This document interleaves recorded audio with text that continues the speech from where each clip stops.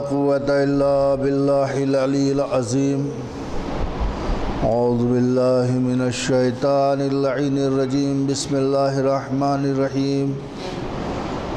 الحمد لله رب العالمين والعاقبة للمتقين والجنة للموحدين والنار للكافرين والصلاة والسلام على أشرف الأنبياء والمرسلين وخاتم النبيين حبيب قلوبنا وطبيب نفوسنا وشفيع ذنوبنا مولانا أبي القاسم محمد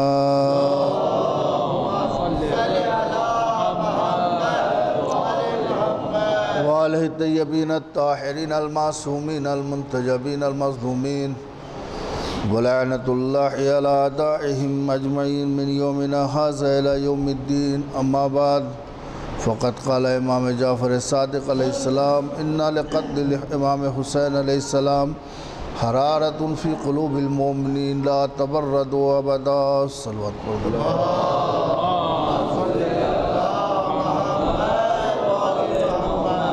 عزیزان محترم، یہ مجلس سفر زیارت امام حسین علیہ السلام کے عنوان سے منعقد کی گئی ہے، اور جیسا کہ آپ جانتے ہیں کہ سیٹرڈے سنڈے درس اخلاق بھی ہوتا ہے، تو دونوں چیزوں کو لے کر کے میں آپ کے سامنے چلوں گا کہ آپ کو زیارت سے واقفیت بھی ہو سکے اور اس کے فضائل سے بھی آپ روبرو ہو سکیں، اور زائر کیسا ہونا چاہیے یہ اس سے بھی آپ کو آگاہی ہو سکے. دیکھیے عزیزو، خدا کا شکر ہے کہ ہم میں سے ہر سال کوئی نہ کوئی امام حسین کی زیارت کے لیے جاتا ہے، کربلا کی زیارت کے لیے جاتا ہے.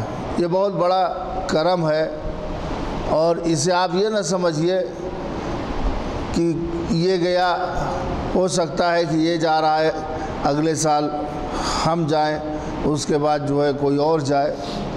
یہ ہر ایک کو جانا چاہیے، کم سے کم یہ سفر رکا نہیں ہے، رواں ہے. ہم میں سے کوئی بھی جس کو بھی توفیق ہوتی ہے، یا جسے کہہ دوں کہ جس کا بھی بلاوا ہوتا ہے اور جس کی بھی جو ہے درخواست قبول ہو جاتی ہے، تو وہ جاتا ہے زیارت کے لیے.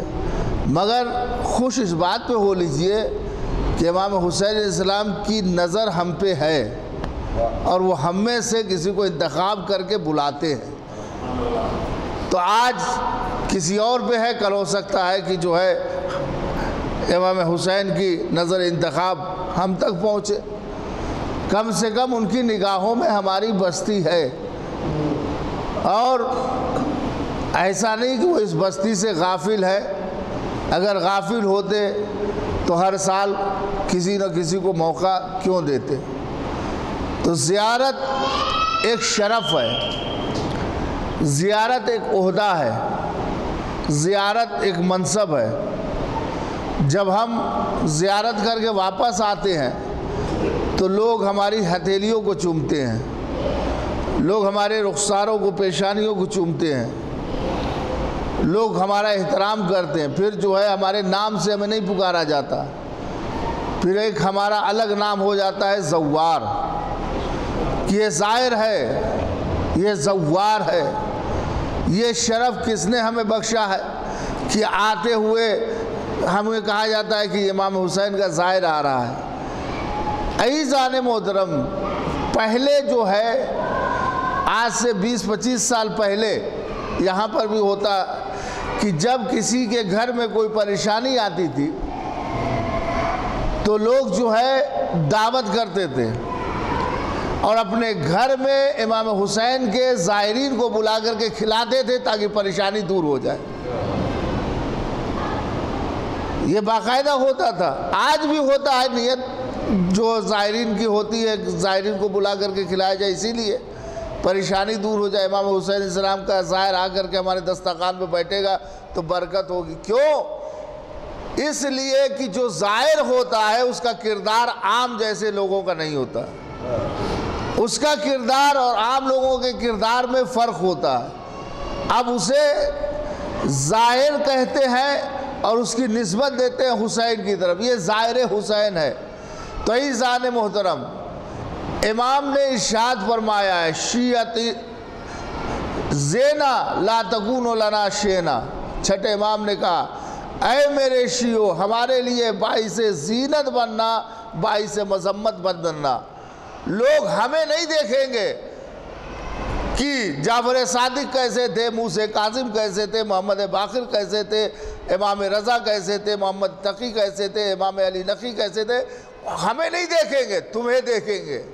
تمہیں دیکھ کر کے ہمارے کردار کا اندازہ لگائیں گے اور کہیں گے کہ جب علی کا شیعہ ایسا ہے تو علی کیسے ہوں گے۔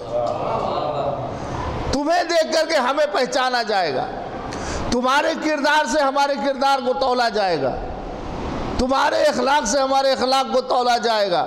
اگر تم اچھے رہو گے تو لوگ کہیں گے کہ جب شیعہ ایسا ہے تو علی کیسے ہوں گے۔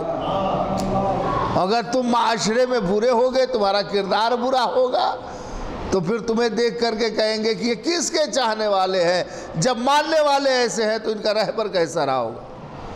تو ہمارے لیے باعث زینت بننا، باعث مذمت بننا۔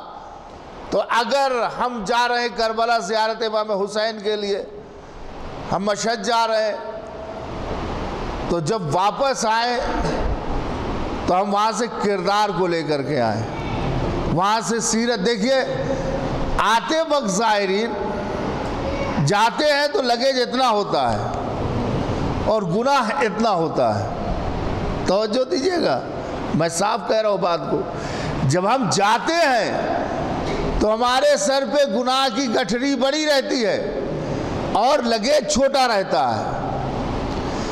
یہ امام حسین کا کمال ہے اور شرف ہے کہ جب آتے ہیں تو گناہ کی گٹھری خالی ہو جاتی ہے، اب وہ گناہ نہیں رہتا۔ جیسے ہی ہم فرات میں غوطہ لگاتے ہیں، حسین کی زیارت کرتے ہیں، سارے گناہ معاف کر دیے جاتے ہیں، اب کوئی گناہ ہمارے سر پہ نہیں ہے۔ مگر ایک چیز ہم لے کر کے آتے ہیں، ہر زائر کی ایک صلوات پڑھ دے محمد و آل محمد۔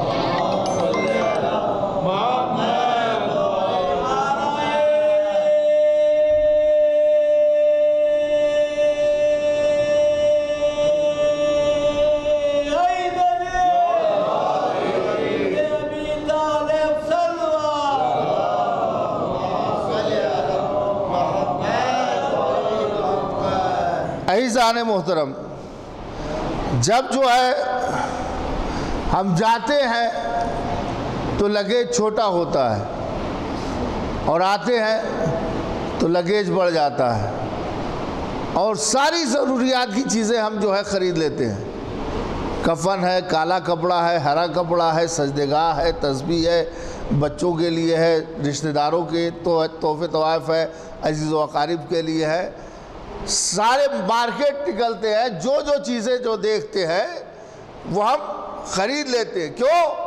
کیونکہ یہ ہمیں لوگوں میں بانٹنا ہے۔ توجہ دیجیے گا، اگر میری بات پہنچ گئی انشاءاللہ تو محظوظ ہوں گے۔ ہمیں لوگوں میں یہ بانٹنا ہے، ہمیں لوگوں میں یہ دینا ہے۔ نہیں دیں گے تو چچا ناراض ہو جائے گا، بھائی ناراض ہو جائے گا، بہنیں ناراض ہو جائیں گی، ماں ناراض ہو جائے گی، بیوی ناراض ہو جائے گی، بچے ناراض ہو جائیں گے، کیونکہ گئے تھے زیارت کے لیے، ہمارے لیے چادر نہیں لے کر کے آئے، ہمارے لیے کپڑا نہیں لے کر کے آئے، ہمارے لیے جو ہے تحفے نہیں لے کر کے آئے، ہمارے لیے پرفیوم نہیں لے کر کے آئے، سجدگاہ، تسبیح، جو چیزیں جو ہے وہاں ملتی ہے، کفن وغیرہ ہمارے لیے نہیں لے کر کے آئے۔ عزیزان محترم، اس ڈر سے ہم سب لے کر کے آتے ہیں اور سب کو تحفے دیتے ہیں، سب کو جو ہے ہم کپڑے بانٹتے ہیں، سب کو چادریں بانٹتے ہیں۔ کربلا کا یہ تحفہ نہیں ہے، میں کیا عرض کر رہا ہوں آپ کے سامنے، کربلا کا یہ تحفہ نہیں ہے۔ کربلا سے جب ہم واپس آئے تو وہ چیزیں لے کر کے آئے کہ جو امام حسین ہمیں دے رہے ہیں، بلکہ جب ہم آئے تو امام حسین کی سیرت لے کر کے آئے، امام حسین کا کردار لے کر کے آئے، حبیب نے مظاہر کی وفاداری لے کر کے آئے، خرگ جیسے جو ہے ہم کردار لے کر کے آئے۔ عزیزان محترم جب کربلا سے آئے تو عباس جیسی جو ہے وفاداری ہونی چاہیے، اکبر جیسی اولاد بن کر کے آئے، ہم قاسم جیسے بھتیجے بن کر کے آئے، ہم جو ہے جب کربلا سے آئے تو زینب جیسی بہن بن کر کے آئے۔ عزیزان محترم کربلا سے آئے تو اپنے عزیز و اقارب میں جو ہے مادی چیزوں کو نہ بانٹے، بلکہ بانٹنا ہے تو تحفے کے طور پہ کردار کو بانٹے، اخلاق کو بانٹے، حسین کی سیرت کو بانٹے۔ ایک صلوات پڑھ دے محمد۔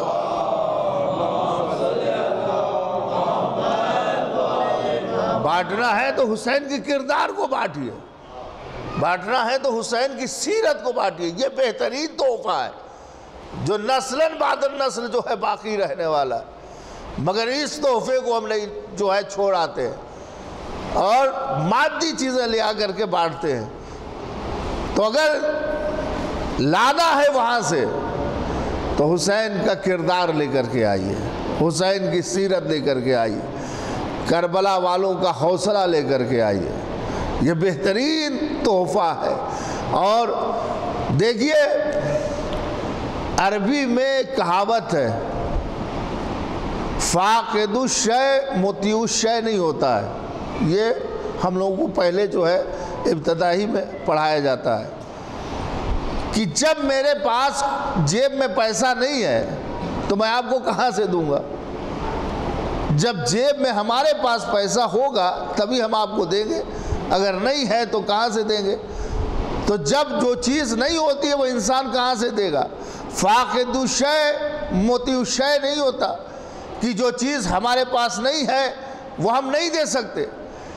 کربلا ہم زیارت کے لیے جا رہے ہیں، زیارت کر کے جب واپس آئے تو ہم حسین کے اخلاق اور کردار اور کربلا والوں کی سیرت کو لے کر کے آئے تاکہ جب ہمارے پاس رہے گا ان کا کردار ہم اپنا لیں گے پوری طریقے سے، تبھی ہم بانٹ سکتے ہیں۔ اور جب ہم ان کے کردار کو اپنائیں گے نہیں، ہم ان کی روش پہ چلیں گے نہیں، ہم ان کی سیرت پہ چلیں گے نہیں، تو پھر ہم عطا کہاں سے کریں گے؟ بڑی خوشی کی بات ہے کہ جو ہمارے درمیان سے ہمارا بھائی جا رہا ہے، نوجوانی کے عالم میں جا رہا ہے، اور خدا توفیق دے جوانی کے عالم میں زیارت کرنے کی۔ یہ ایک جہاد ہے۔ بڑھاپے میں تو زیارت ہوتی ہے، اب کیا کرنا ہے بھائی، جو زیارت کے علاوہ اور کام کیا ہے؟ وہ تو کرنا ہی ہے کہ آپ جو ہے اپنے پیسے سے، نہیں تو جو ہے بچے کرا دیں گے زیارت۔ یہ دور تھا، یہ فکر تھی کچھ سال پہلے کہ جو ضعیف ہوتے تھے، بوڑھے ہوتے تھے، وہ زیارت میں جاتے تھے۔ اب تو بوڑھے بھی جا رہے ہیں اور جوان بھی جا رہے ہیں، اور جوانی میں کرنا چاہیے زیارت، اس لیے کہ اکثر جو ہے ضعیفی میں جا کر کے ہم روز جو ہے دیکھا ہے ہم نے زری پکڑ کر کے اور مولا سے شکوہ کر رہے ہیں، مولا اب بلایا ہے تم نے؟ جوانی سے ہم جو ہے شوق رکھتے تھے، بچپنے سے شوق رکھتے تھے، جب بڑھاپا آ گیا اب پیروں میں طاقت نہیں ہے، آنکھوں میں روشنی نہیں ہے، قوت نہیں ہے۔ شکایت ہم کر رہے ہیں اور یہ نہیں سوچ رہے ہیں کہ غلطی اس میں مولا کی نہیں ہماری ہے، نعوذ باللہ۔ مولا ادھر سے جواب دیتے ہیں کہ ہم سے کہہ رہے ہو، ہم نے تمہیں جو ہے جوانی میں بلایا تو تم نے جو ہے کہا کہ ابھی تو کچھ کما لے، شادی کر لے، بیاہ کر لے، بچوں کے لیے کچھ اکٹھا کر لے۔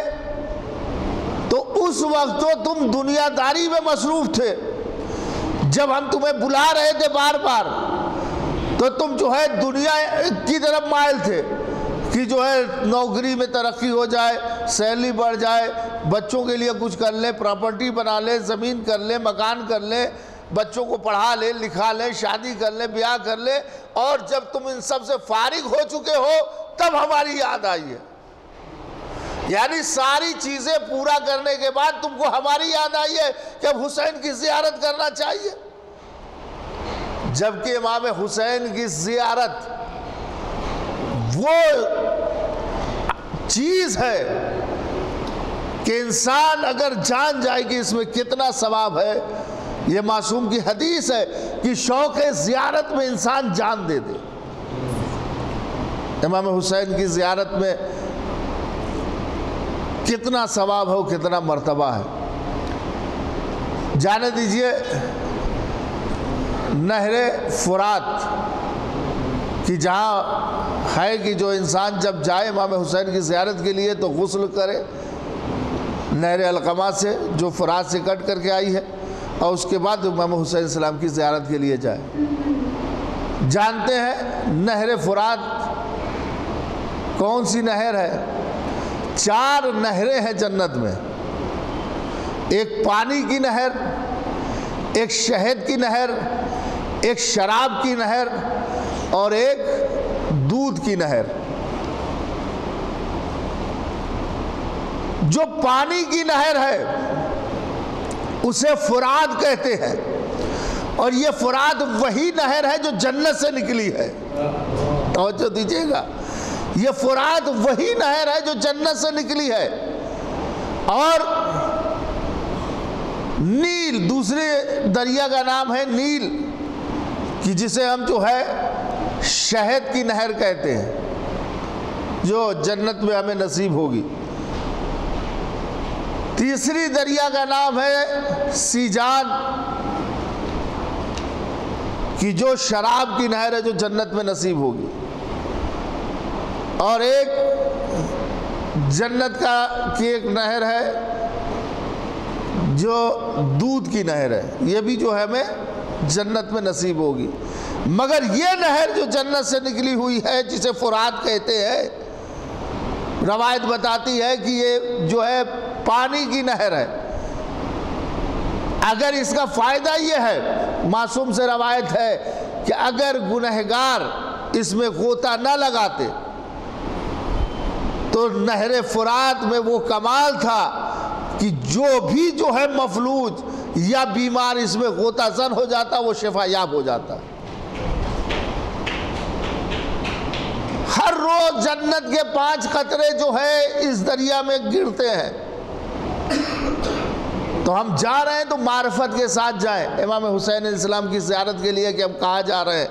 یہ شرف ہے کہ ہمارا انتخاب ہوا ہے، ہمیں چنا گیا ہے، ورنہ جو ہے شوق زیارت رکھنے والے بہت ہیں، پیسہ رکھنے والے بہت ہیں، مگر پیسہ ہونے کے باوجود بھی نہیں جا پاتے۔ شوق زیارت میں تڑپ تڑپ کر کے دعا کرتے مگر پھر بھی نہیں جا پاتے۔ یہ انتخاب ہے کہ خدا نے ہمارا انتخاب کیا۔ امام حسین علیہ السلام کی زیارت کے لیے جب کوئی جاتا ہے، آپ نے واقعہ سنا ہے کہ امام حسین علیہ السلام جب دنیا میں آئے تھے اس وقت کا واقعہ کہ ایک فوج کی صورت میں جبریل کو بھیجا گیا جس میں لاکھوں کروڑوں فرشتے تھے کہ جاؤ رسول کے گھر مبارکباد پیش کر کے آؤ۔ اور ایک کھنڈہر میں فدرس پڑا ہوا تھا، اور جب فدرس نے دیکھا کہ جبریل کہیں جا رہے قافلہ لے کر کے، کہا کہاں جا رہے ہو؟ کہا رسول کے گھر ایک بچہ پیدا وہ مبارکبادی پیش کرنے کے لیے، کہا کہ ہمیں بھی لیتے چلو۔ کہا کہ ٹھیک ہے، جبریل نے اپنے پر پہ بیٹھا لیا، رسول کے پاس لے کر کے آئے، کہا کہ فدرس آیا ہے۔ رسول نے کہا کہ حسین کے گہوارے سے مس کر دو۔ یہ سنا ہے آپ نے واقعہ، دہرانا نہیں ہے۔ عیسیٰ نے محترم پھر فدرس کو بالوں پر ملا اور پرواز کرنے لگا، من مثلی میرے جیسا کون ہے، اور پرواز کرتا ہوا عرش پہ گیا ہے۔ اور اس کے بعد فدرس کو کہیں نہیں ملتا کہ جو ہے فدرس کا کام کیا ہے، مگر فدرس کا کام اب سنیے میں بتا رہا ہوں کہ جب اسے پر مل گیا اور شفا یابی ہو گئی اور خدا نے اسے معاف کر دیا تو فدرس نے حسین کی نوکری کر لیا۔ توجہ دیجئے گا، فدرس نے جبکہ آزادی تھی فدرس کے لیے، عرش پہ جو داخلہ ممنوع تھا وہ کھل چکا تھا، حسین نے معاف کر دیا تو خدا نے بھی معاف کر دیا۔ چاہتا تو جس عرش کے جس کونے میں جاتا تو چلا جاتا، جس عرش پہ چاہتا چلا جاتا، پہلے دوسرے تیسرے چوتھے پانچویں ساتویں پہ، کیونکہ حسین کا معاف کیا ہوا تھا۔ مگر فدرس نے حسین کی نوکری قبول کر لیا اور حسین کی نوکری کرنے میں اپنے آپ کو شرف محسوس کیا کہ حسین کی نوکری کیا جائے۔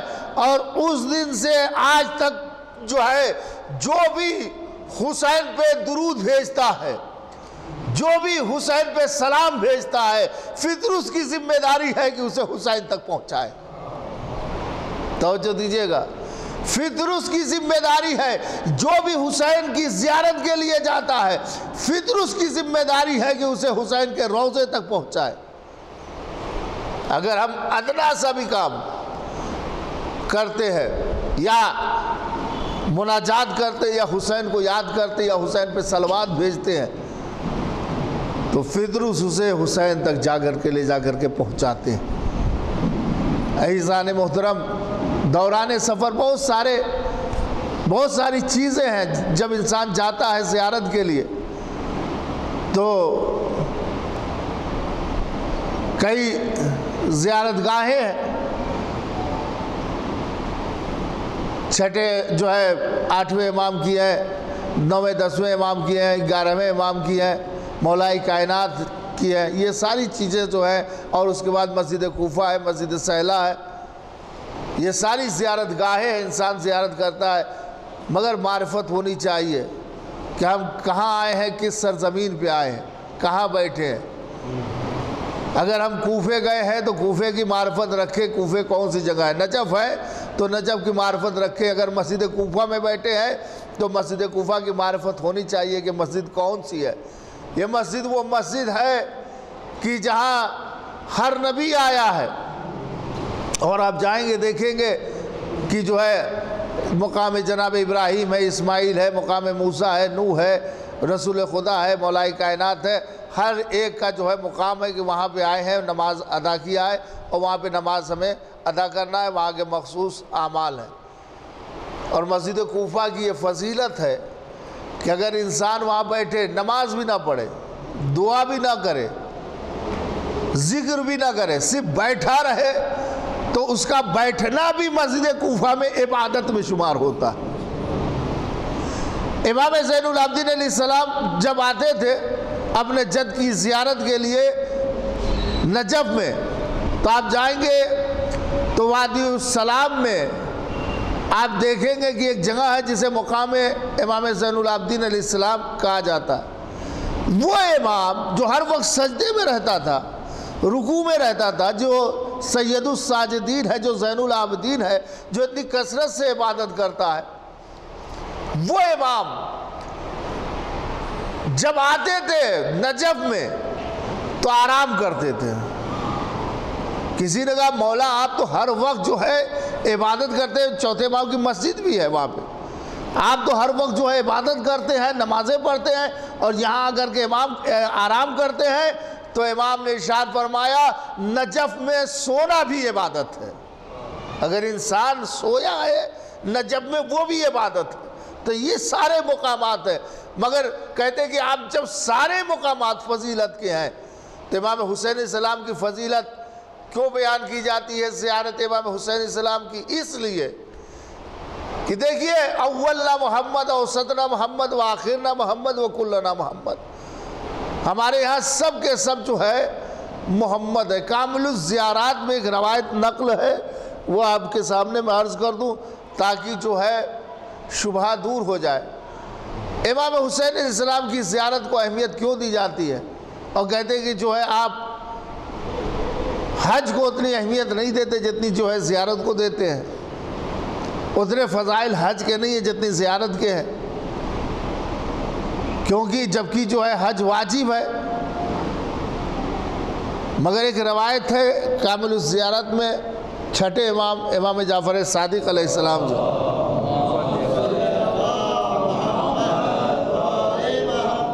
اس میں امام نے ایک سے پوچھا کہ تم حسین کی زیارت کے لیے جاتی ہو؟ لہجہ بتا رہا ہے کہ کوئی خاتون تھی، تو کہا کہ ہاں مولا حسین کی زیارت کے لیے جاتی ہوں۔ تو کہا کہ ہاں جایا کرو امام حسین کی زیارت کے لیے، کیونکہ حسین کی زیارت کرنا واجب ہے۔ اب شاید امام نے اب اس کی توجیہ کی جائے تو بہت ساری کی شدت پیدا کرنے کے لیے بھی جو ہے کہا، مگر پھر دوسری روایت بیان کر رہی ہے۔ دوسری روایت میں نقل ہو رہا ہے کہ حسین وہ ہیں جن کی زیارت کے لیے اللہ خود فرشتوں کے ساتھ آتا ہے اور حسین کی زیارت کرتا ہے۔ کہا کہ معصوم سے سوال کہا کہ اتنا ضروری ہے؟ کہا کہ اس لیے ضروری ہے کہ حسین کی زیارت جو ہے وہ اجر ہے واجبات کا، اور جب تک یہ نہیں ہوگا وہ ادا نہیں ہو پائے گا، لہذا حسین کی زیارت جو ہے ضروری ہے۔ تو عیسان محترم، اور امام حسین علیہ السلام نے آپ کو بلایا بھی ہے۔ دیکھیے، آخری بات آپ کے سامنے عرض کر دوں کہ امام حسین علیہ السلام کسی کو ایسے نہیں بلاتے۔ جب کربلا چلے ہیں امام حسین علیہ السلام مدینے سے، تو بہت سارے لوگ تھے جن کو امام نے منع کر دیا، نہیں تم رہنے دو، تم رہنے دو، تم رہنے دو۔ جن کی ضرورت تھی انہی کو لے کر کے آئے ہیں کربلا۔ اور پھر جب فوج اشقیہ آنے لگی تو جناب زینب نے کہا بھیا یہ سب کس کی فوج ہے؟ کہا یزید کی۔ کہا کہ ان کی مدد کے لیے لوگ آ رہے ہیں، فوجیں آ رہی ہیں، کوئی آپ کا ناصر و مددگار نہیں ہے کہ جسے آپ بھی بلائے وہ آپ کی مدد کے لیے آئے۔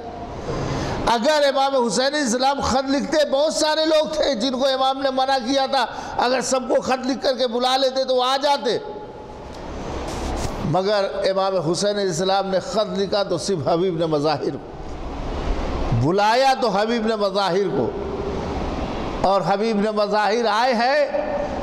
تو جیسے ہی خبر پہنچی ہے نا خیمے میں، تو جناب زینب نے پوچھا فضہ کون آیا ہے؟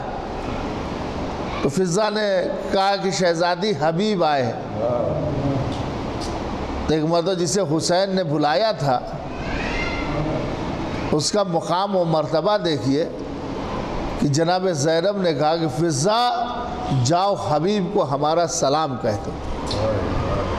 یہ حسین کے بلائے ہوئے کا احترام ہے، یہ حسین کے مہمان کا احترام ہے کہ جسے حسین نے بلایا اسے زینب سلام کہتی ہے کہ فضہ جاؤ حسین کو جو ہے حبیب کو ہمارا سلام کہہ دو۔